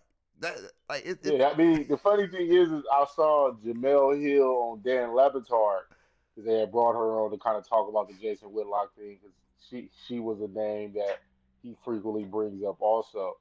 And then she was like, it was just funny to see Stephen A. Smith cuss because it was just awkward a little bit. Because that's what I'm she was saying. like, she was like, he needs to at least put some steak on it. You feel me? It wasn't no steak on that. It was no steak. You get what I'm You saying? feel me? You bitch, you. It's like that's it. Like Yeah. that That's was what I mean, dog. That's what I'm trying to. you got to It, think about it. That one right there came from The Rock. Remember, The Rock used to say that back in yeah. WWE. That was one of his go-to things to say, which was hilarious because I was like, when he said it, I started laughing to myself like, I've heard this one. Bruh, that's all I'm saying, man. Is that it don't seem like you. Like if you're not, I mean, if you cuss, you cuss. You know what I mean? That's cool. But it don't Yeah, seem like you. It don't feel believable. Now, and I think it was true. I think he was. I think he wanted to get something off his chest, and I think that what he felt was real. I think those emotion was real. But I think when that's not in your character per se, it don't seem authentic, and it seems like, and I can see why people can say, man, he doing that for clicks. He doing that because, bro, you ain't never cut. You ain't never alluded to cussing. You ain't never cussed. We ain't never saw you or heard you cuss. Woo woo woo woo woo, or whatever the case may be. And then now you got Shannon, they own show, and I'm not saying this is the case, but I'm just saying, just from a person outside lens, you see Shannon out here cussing, talking about, every day is 6 o'clock, and it's okay, baby. Usually I make him, you know what I mean? He talking yeah, reckless, and then now you yeah. see Stephen A. cussing, and I'm like, Stephen A. don't cuss. This ain't Stephen. Man, what you? bro, come on. If you're gonna do your podcast, do your podcast. But don't be Yeah, out here like yeah, yeah, f that, if that. yeah. That's my thing. That was my thing. I But mean, like I anyway, said, it's interesting, but like I said, I'm not a Jason Whitlock fan at all, and at here's my all. thing. You feel me? I've avoided watching any of his new stuff. Um, for the most part, I mean, it pops up on the algorithm, because I'm on YouTube, but I'm watching a lot of podcasts because just I just like watching a lot of podcasts now. That's kind of like the new wave of doing things. That's a So new medium right now. yeah, so he'll pop up on the thing, and it's just like what's interesting that I look at is like the people he's had on his show Right, are other people who have been fired from all these major networks. right, And it's like that's crazy that y'all would stoop to the level and be on his show right. and talk to him just because y'all got let go from the places that y'all are at Yeah, due to whatever those reasons are. And a lot of those things were self-inflicted things that some of these players that I've seen on his show. And it's like, man, it's just like I said, he's just not a good human being. look, He's hold on, not to hold on. me. Look. I'm gonna say this. I'm not here to tell somebody what they are or not, but I just say some of his actions may not be the best decisions. But I Well, ain't gonna, what? Yeah, cause I don't well, know the man. I just cause you got yeah, to think about it too, man. We only know what we see. I don't know what kind of. I don't know if he got kids. I don't know if he's married. I don't know who his wife is. yeah. I don't know this man from a I just okay. a Let me. pound of paint. So yeah. So I look at it like I don't agree with his viewpoints There it is. and how he presents them, especially when it comes to our culture and our community. There it is. That's better. You feel That me? because when you start saying I don't I like the just feel man, like yeah. I just feel like he's not for us. And if you are not for us, then in my heart, you are against us. And I don't really want to associate there it is. anything that's against the progression of black men, the progression of black people, the progression of anything like that, because it just seems like his angle is to be anti. Like Right. that's just to me, it's just like that's his angle is to be anti.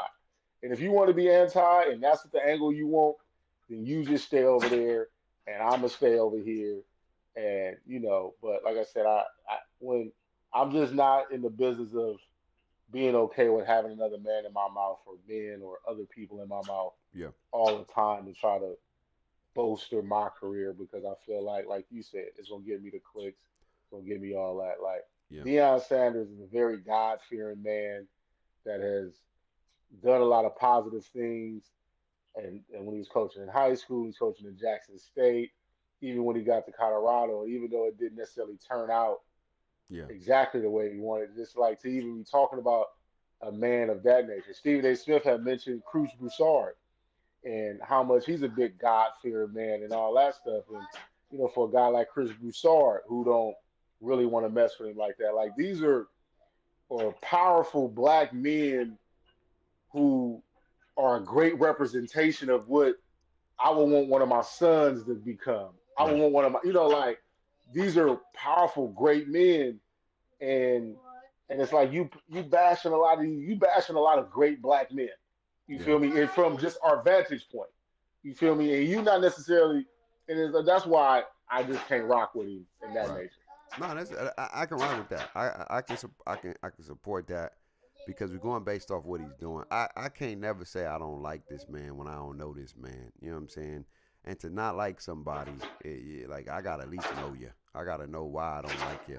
Now, if your content and what you're choosing to do is your style, that's fine. I know everybody got different styles, the contents. Everybody got different styles of how they do things or whatever the case may be. But on to some other drama. When my boy was laughing earlier when I said we ain't catfishing, but this man ain't catfishing either. He came in hot. He came in telling his truth. And that's why I always say it's his truth because we don't know the truth. Don't nobody know the truth. Only the people that know the truth is him, the other person, and God. That's it at the end of the day. And so his truth came on Club Shay Shay and dropped the bomb. The Broke the interview internet. of the year. I'm telling you right now, it's going to be the interview of the year. Promise you that. It's already at 40 something million views, and it's only in January. Imagine when we get to December. I'm saying it's probably gonna peak at probably 60 million views because it lose traction and people may bring it up when it get closer to the end of the year. But that interview around the world, my man Cat Williams came on there hot. You ever had a hot and ready from Little Caesars? It was one of those Back when they was only vintage, $5. like when you bite it and it burns your upper gum, and you like. He came in that hot, and he was going in saying some stuff about Ricky Smiley, Kevin Hart, Ludacris, Steve Harvey, Cedric the Entertainer. He wasn't holding back nothing, calling them plants, calling them joke stealers, calling them Yeah, but walruses. He was going in, man. What's your thoughts about the whole Kevin Hart thing? I mean, not Kevin Hart, but the whole Cat Williams thing and the whole shabacle. it was a very interesting thing. Like the first 30 minutes was on some Tupac hit 'em up, Ice Cube, no Vaseline, Nas, Ether, uh, Drake back to back. It was like whatever diss so you could think of, he came in there hot. Yeah, And it was just one of those situations that to me, it was very left field. Like as I've had time to like reflect and really think about the interview overall, I just feel like it's a very left field situation. And it was like, you sat there, you was very calculated because you watched Ricky Smiley come on Club Shay Shay, Sad come on Club Shay Shay, Steve come on Club Shay Shay. Uh, and you see all these people go on that show yeah, and tell their stories to a certain extent. yeah, And it was like you found things to pick apart. You feel me? Like Ricky Smiley only really mentioned you for the Friday situation, and it was more or less like, when we really dive it, we really look at it because Ice Cube cleared it up. Ricky Smiley auditioned. He was kind of slotted into the position because, it's probably one of those situations, babe. Me and you are auditioning. I'm number 7 and you number 52. I come in there and I knock it out the water. You right, feel me? Knock it out the park. And you like, oh, okay, we're going to DJ rocking. And then Bake come in and it's like, well, damn, I think Bake really did this. But right, we like DJ, but we're going to give him another role. So, right. so there was some truth behind what Ricky Smiley was saying. It was just, um, Cat Williams didn't necessarily. It's your cup right there. Ricky Smiley, Cat Williams just probably just didn't appreciate how it was presented Yeah, because said and because like said did the whole joke stealing thing or Shannon Sharp brought up the whole joke stealing thing and said kind of like brushed underneath the water. yeah, And then like even with Steve Harvey. He was talking about himself and why he not doing stand up and and why he doing something different. So they were all talking about things personally, and it was like he wanted to come out and expose, well, you not doing stand up because of this, and your career ain't this because you stole this, and you only good in a women's dress, and him and Tyler Perry can't. It was like yeah. you wanted to expose their truths because you know some truths about them. And I think that that's now I'm looking back at it like that don't even make no sense because they never really came out and just took shots at him and was talking about him and downplaying him and throwing him, throwing what he's got going on around.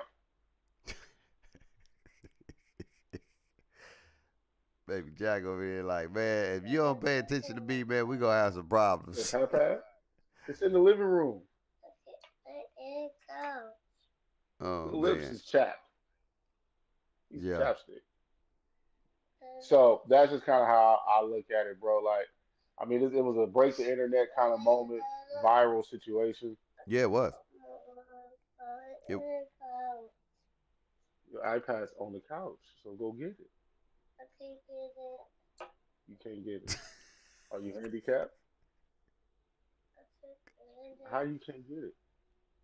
of sleep. Cause what? Here's my thing about the whole thing, man. And it goes to the Jason Whitlock thing, man. It's like Cat Williams is one of the best comedians to do it. I don't care if you got him as your one, two. I don't really care about all that. It's who you like at the end of the day. It's who you rock with at the end of the day. But here's my thing when it comes to the Cat Williams thing. It's it's simply this: if they stole a joke, they stole a joke. If you are who you are, and like he said in one of his interviews, he don't reiterate jokes. He always give new content. Like, cool.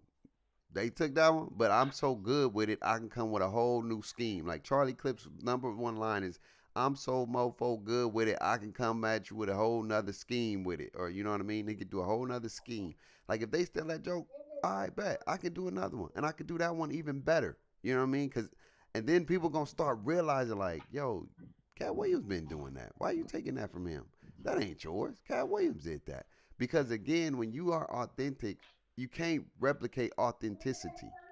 You can replicate a whole lot of stuff, but you can't replicate authenticity. And Cat Williams is authentic in who he is. I just don't agree with the way he did. Like, if you want to say they stole your joke, cool. You want to say all these other things they did, cool. But my thing is this: is as simple as this: is why are we worried about other people when you already doing your own thing? You got 12 comedy specials.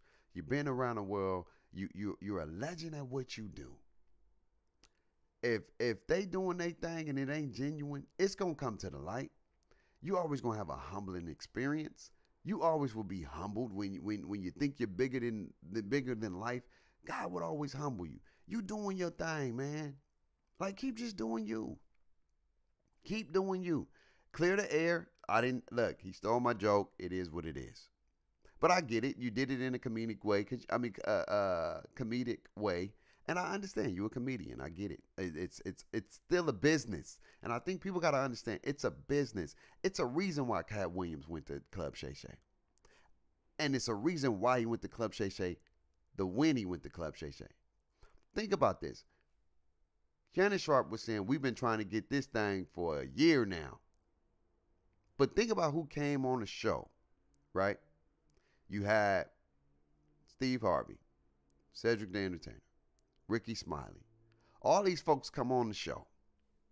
And then ironically, Cat Williams, who they've been trying to get for the whole year, he chooses to come after everybody else's game. So now you have that opportunity to get the last word, right? And he's calculated. Cat Williams is a smart brother. He's calculated. I don't think it's a coincidence that a man went to that show when he went to that show to start the new year off. And I don't think it was a coincidence how he started the new year off. It was calculated. It was brilliant because it's the interview of the world. I mean, it's going to be the most highly watched interview of 2024. Did you hear what Cat said? Everybody was saying that the whole couple of weeks. And then eventually it dies down. But during those first 2 weeks, did you hear what Cat said? You know what Cat Williams said? You heard what Cat said about this person? You heard what Cat said about...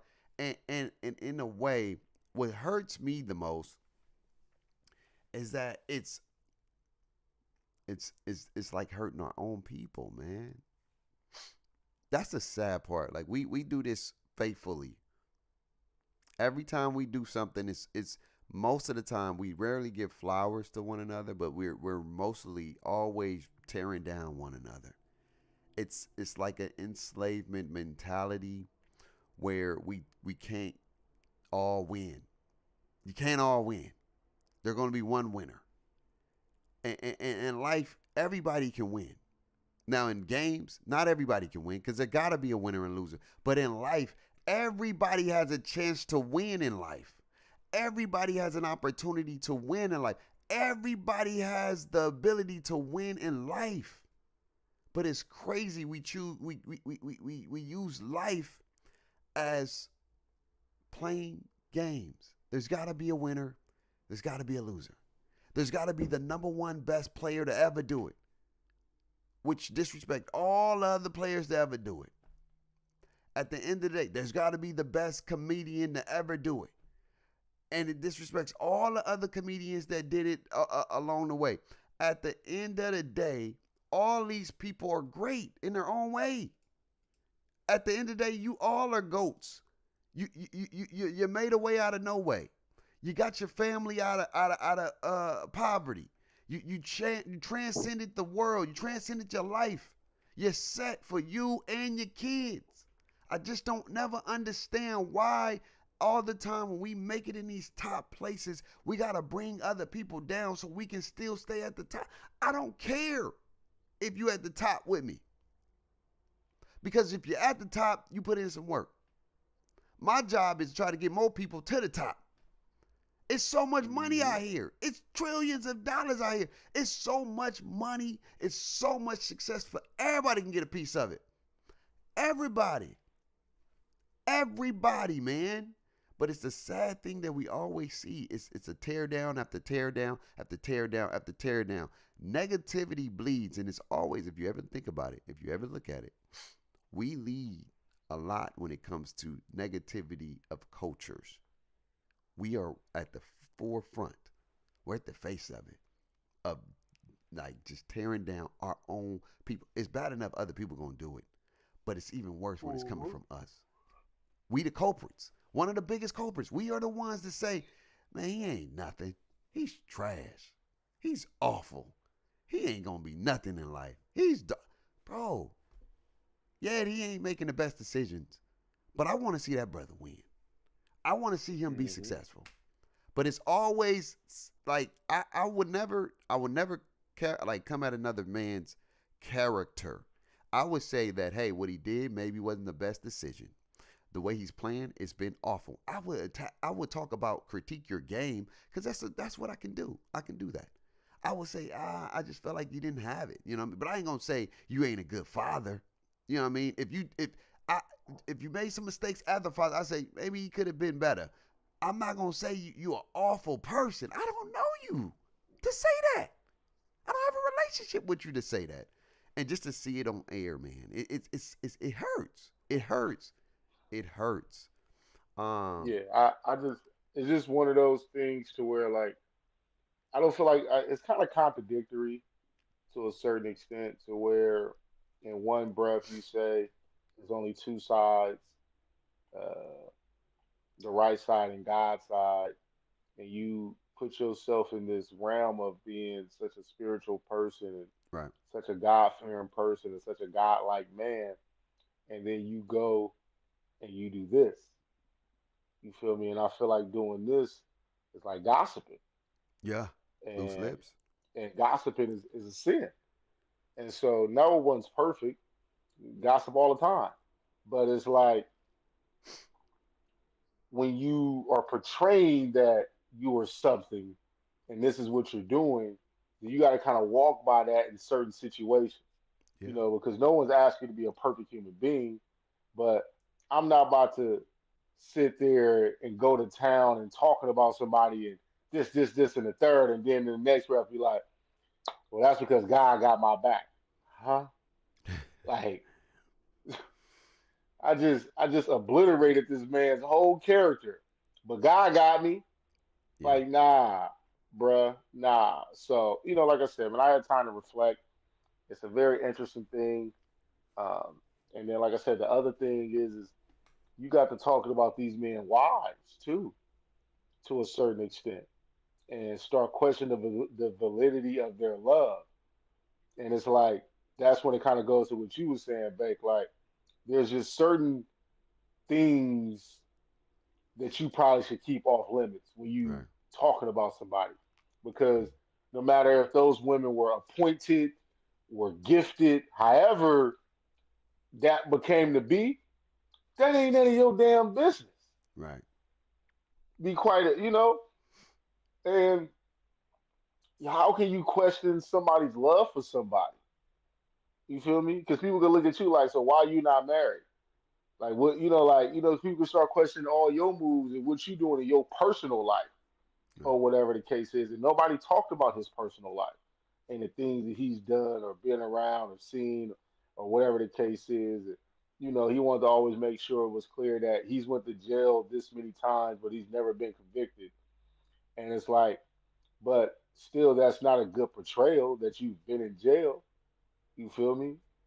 I've never been locked up for Yeah. no apparent reason. You feel me? So it's just, like I said, overall, I had time to reflect and look at it and see it, and it's just just one of those things, kind of what you said, man. It's just another.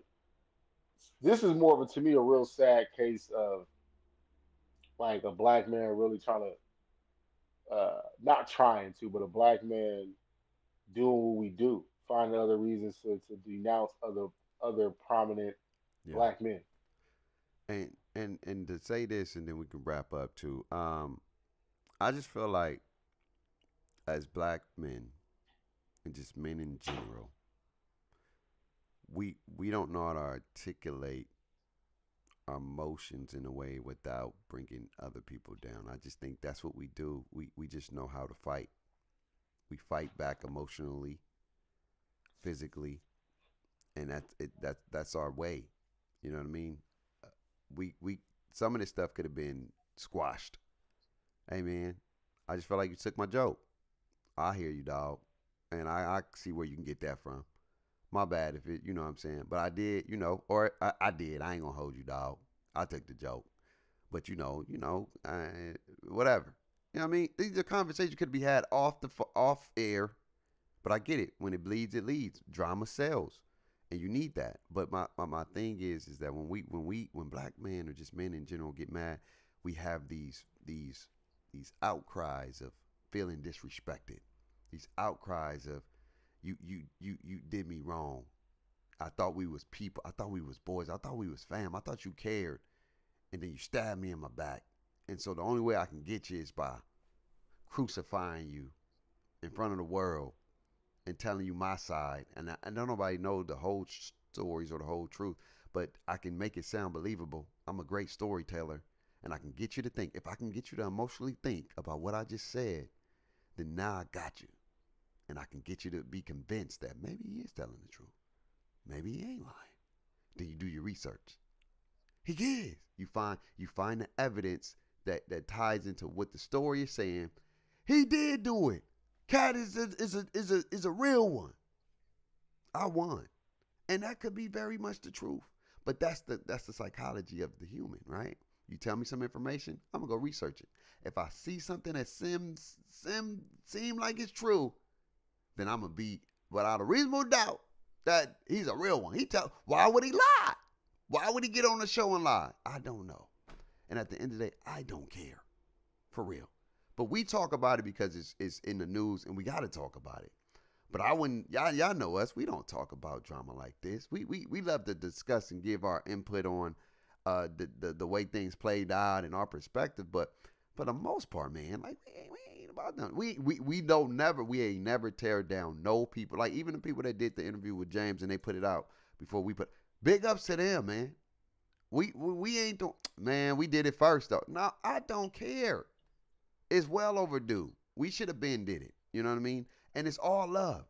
You know what I mean? It's all love to people that's trying to be in this space, that's trying to do things that want to have a voice. Podcast is the latest greatest. Everybody got a show now. Everybody's getting, and then the next thing is going to be something else. That's just the way the world works. But at the end of the day, I would never try to grow by bringing something else down. I want to grow by uplifting other people. That's always been my motto. That's always been my forte. And whatever I do, man, even when I deal with kids that talk about their issues in school, I never point out their weaknesses to the point where I'm being detrimental and saying, yeah, you awful. No, I'm like, hey, man, we made a mistake. We messed up. I messed up. We all messed up. Now it's about what we going to do to make it better. You can't harp on the past. The past is the past. If they stole your joke, cat, cool. That's 12 years ago. That joke is so long ago, it don't even matter no more. Like, I don't care. I'm Cat Williams. I'm a well-known name. I do what I do. Let me do what I do. I'm going to clear the air and say, yeah, they stole the joke. Or I won't even talk about it. Like, man, it don't even matter. What's up, Shan? What we talking about today? How you been, man? I love what you're doing, brother. Let me taste some of this cognac. You said it's the type of, we can, and it can go 50, 40, 50, 60, 70 million that way too. But I just feel like the way it's getting this light is through a negative lens. And people gonna like that stuff. They love it. They love negativity. And I just would love to see especially more. when it come to black on black niggas. Oh yeah, they love that. They love that. Did you see these black people fighting? It's like the white people filming black people fighting outside. Look at these N words. Typical. Look at them. They just Look fighting at over crumbs. We got these whole seats up here. They're fighting over crumbs. If only they knew.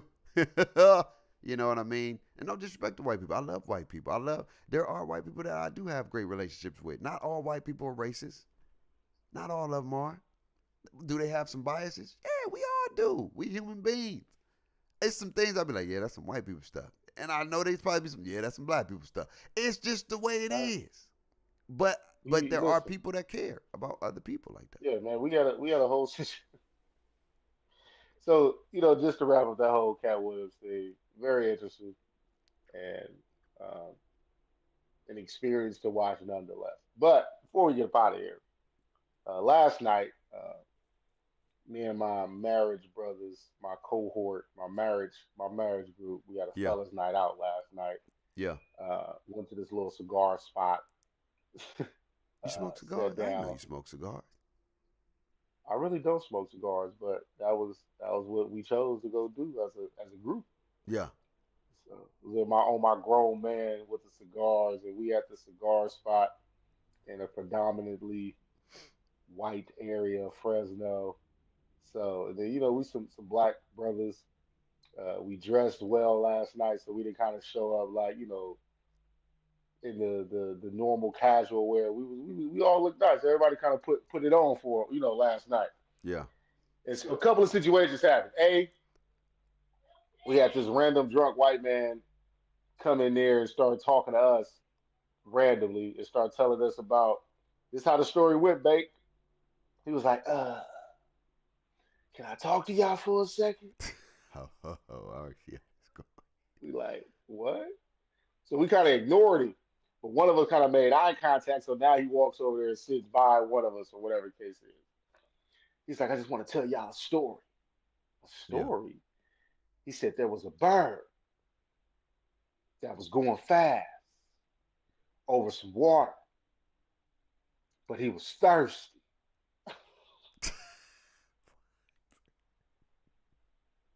What? That's it? And he was still talking to us, but we kind of started tuning him out. So the guy who was working there that night was like, "Hey man, you got to get up out of here because you ain't buying no cigar. You can't be here." So as he kind of get him up, I tell him like, "Yeah man, you gonna have to leave because like you don't want this to escalate and become something worse." So he gets up, and as he's walking away from us, he turns back to us and says, "Don't forget the pedals." Don't forget the pedals. The pedals? So he leaves, yeah, bro. He leaves, and we look out the window, and he's outside facing a wine bottle, bro. Full bottle to the cranium facing the bottom. So now we get into the end of the night. It's probably about, I think the place closed at 9. It's probably about like 8:40. This white lady walks in, right? Boom, walks in, speaks to the crowd that was right there when she walks in, was kind of talking to them, and then turns and looks at us, babe. And this is no BS. This is and I quote, "Oh, hey, there's a lot of smoke coming from over there. Very interesting over there in the black section."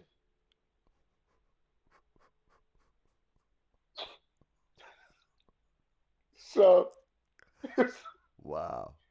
Hey man, it's yeah, real. mate, this is real. Fresno got him. This, Fresno got him for sure. They so, got him. like, I didn't take it personal because it's like, it's just funny to me because it's one of those things where five black men are in an establishment that you really wouldn't see five black men. So you're uncomfortable Yeah. and really don't know how to be comfortable. Mind you, we're very comfortable. Like your uncomfortability makes us even more comfortable. You feel me? Like, so it's funny to us. We laugh at like, it is what it is because it's you will want us to react to act like what we go sit here and do, but that's not us. Like nah, it's checks and balances. So fast forward to probably 10 minutes later, this black dude who was in there, older gentleman, OG dude, come over there and was like, "Hey, yeah, man, the girl that walked in, she can rap. She can rap." He like, "Yeah, yeah, man, she can rap. I'm gonna have her come over here and rap for y'all." We like, "Nah, bro, like you can keep that." So he goes over there and tells her to come over there. So now she comes over here, and she like, yeah, me and my friend, that's a lawyer, public defender, because the elbow room is right next door. Like she's in the elbow room or they're in the elbow room. And we were walking and I smoked cigarettes. Yeah, I smoke cigarettes because I'm white trash. We like, where are we going with this? Right. Like what? She like, yeah, I'm white trash, whoopty whoopty whoop. And she was talking about her life, so I kind of started tuning her out. So then he was like, yeah, man, won't you rap for him? She was like, I'm not about to rap for them. You just not about to put me on stage in front of them. So then my boy was like, so what's your rap name? Got it started. Oh man. She said, she said, my rap name is Cream Soda.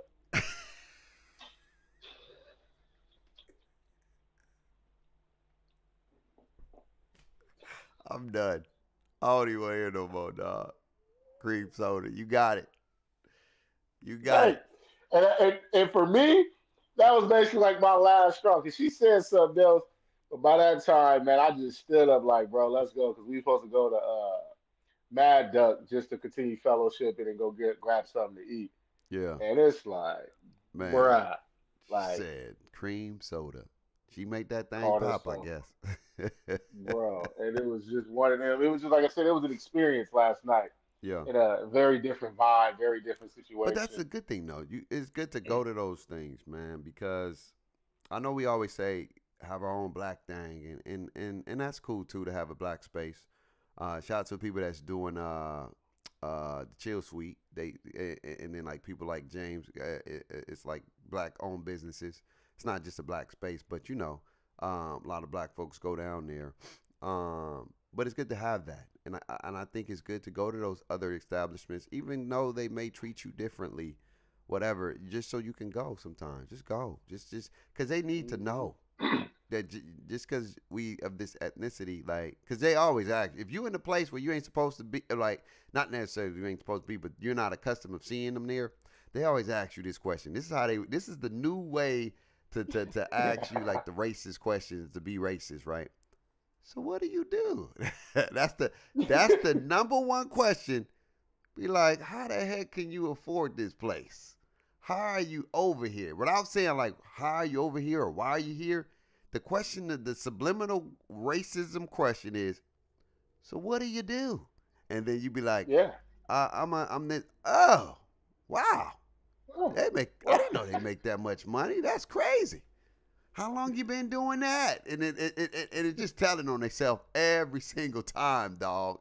And so I'm telling y'all right now, brothers and sisters, when you go into establishments that are predominantly white, and if they asked you, what do you do? They pretty much telling you, you ain't really supposed to be here, and how are you in our establishment for the most part? Because I guarantee you, they not asking no white folks in there, what do you do? That's not their Yeah. I mean, common cause strand. cause tonight, me and the wife having our little date night tonight, and we gonna go shoot some pool. Oh, y'all not going And to the chill so, suite? nah, we're gonna go shoot some pool, and you know, it's gonna be interesting. The pool hall is not a predominantly black kind of place. Where's it at? Tower District? But nah, the one we went to the one on Blackstone before. There's one out here in Clovis, but I don't know if I really want to Clovis and try Shaw? that out. I don't know. If it's Clovis and Shaw, it's like a lot of Asians over there. It's not a lot of white people over there. I went over there. Yeah, yeah, but I don't know. We probably go back to one of the black shows that we went to before, Yeah. uh, and because The that one was in a cool Clovis is thing. cool But too. It's chill. I went there. It's a lot of Asians over there. oh, If okay, it's the one in Clovis and Shaw, right over there by Japanese Kitchen, yeah, it's chill. okay. Yeah, I will probably go. yeah. Okay, just go get the colors is in the living room. Man, that boy Go tell Jack be mommy to give you the punking. colors. Yo, Jack be punking. He be punking my dog. He said, Man, "I nah, want to draw."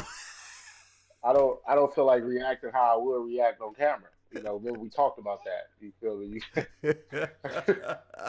Can't get at him the way I want to get at him Oh on camera. man, but anyway, I want to dog, be yeah, honest. talk that talk nation, man. We'll be back in the studio in 2 weeks. So from the next 2 weeks, we'll be doing our shows from the crib. And then the next, not this week coming up, but the week after next, we'll be back in the studio. And y'all gonna see a lot more of these because we want to utilize this platform, this live stream platform in a way to utilize it, man. But we love y'all. We appreciate y'all. Y'all are amazing, man. Let us know what y'all think about the picks. Who do y'all got in these playoffs? Who do y'all see going? What do y'all see the coaching stuff happening? How y'all feel about the whole cat? Everything we talked about today, man. Let us know in the comments below, man. We're going to try to hit 1K this year. That's a reasonable goal. We're at 262 right now, and the consistency about to go crazy. And again, be sure to check out James, a.k.a. co-owner of Cockies, a.k.a. Philanthropist, man. He's doing a lot of great things in the community, and he's doing a lot for Fresno, dog. And check out Cockies Bar and Grill. Some of the best wings in town, some of the greatest vibes ever. And we're dropping that Martin Luther King Day. Be on the lookout for that. We got him and his little son. Anything you want to say before we get about here, big dog? Nah, man, just have a great weekend. Have a great weekend. Enjoy y'all. He listen, tripping. Why are you Eh, tripping like this? Hey, man, because he's smart. He knows what's going on. The camera's on, dog. It's called camera time, So mommy baby. came in and told you to leave. It's camera time. Oh, she come in and interrupted what we got going on. No, mommy's sick. Oh, man. Uh-huh. Oh, Everybody's sick. Yep. There it is. everybody's sick. That's crazy. Anyway, Yeah, man, this we is not love my y'all. We life, man. appreciate y'all. Always remember to stay blessed and to talk that talk. See you next time. Peace.